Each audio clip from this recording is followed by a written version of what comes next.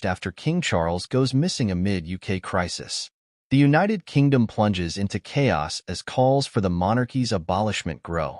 In a shocking turn of events, the United Kingdom has been thrown into a state of crisis following the sudden disappearance of King Charles III. The monarch, who ascended the throne just over a year ago after the death of Queen Elizabeth II, has not been seen in public for several days, sparking widespread speculation and growing demands for the abolition of the British monarchy. The string of events began last week when King Charles failed to make a scheduled public appearance, raising concerns among the public and the media. Initial reports suggested that the king was suffering from a minor illness and was resting on the advice of his physicians. However, as days turned into a week with no sign of the king, the situation quickly escalated, and a wave of panic and uncertainty swept across the nation. "It's an absolute nightmare," lamented Sarah Wilkins, a longtime resident of London. "We've never had anything like this happen before. The Queen was always so reliable, and now we have this complete vacuum of leadership. It's terrifying." As the public's anxiety mounted, the government struggled to provide a clear explanation for the king's absence. Buckingham Palace issued a brief statement, stating that the king was taking a private retreat to address some personal matters, but this did little to quell the growing unrest. "This is completely unacceptable," declared opposition leader Emily Thornberry in a fiery speech in the House of Commons. "The British people deserve to know what is happening with their head of state. The government's lack of transparency is only fueling the growing sense of crisis." Thornberry's words struck a chord with the public, and within days, protests and demonstrations began erupting across the country. Thousands of citizens gathered in major cities, chanting slogans and carrying placards demanding the king's return or the abolition of the monarchy altogether.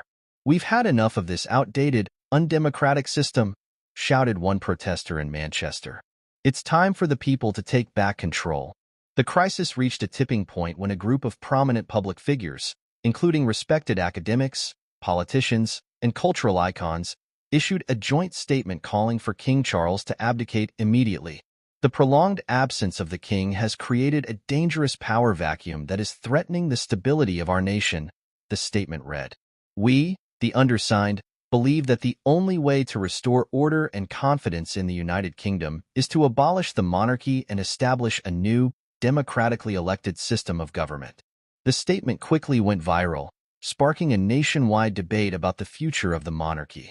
Suddenly, the once unthinkable idea of abolishing the centuries-old institution was being discussed in every corner of the country. "It's a shocking development, but I can't say I'm entirely surprised," said political analyst Dr. Emma Sinclair.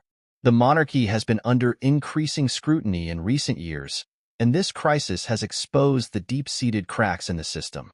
The public is clearly hungry for change, and the government will have to act quickly to regain their trust." As the situation continued to escalate, the government found itself in an increasingly precarious position. Calls for the king's return or abdication grew louder by the day, and the threat of a full-blown constitutional crisis loomed large. "This is a critical moment in our nation's history," Prime Minister Rishi Sunak said in a televised address. "We must come together and find a way forward that preserves the stability and unity of the United Kingdom. The future of our country is at stake."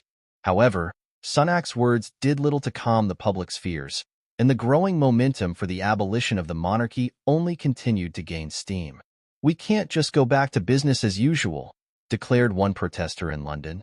"This is our chance to finally break free from the shackles of the monarchy and build a truly democratic society. We won't stop until our demands are met." As the United Kingdom grapples with this unprecedented crisis, the fate of the monarchy hangs in the balance.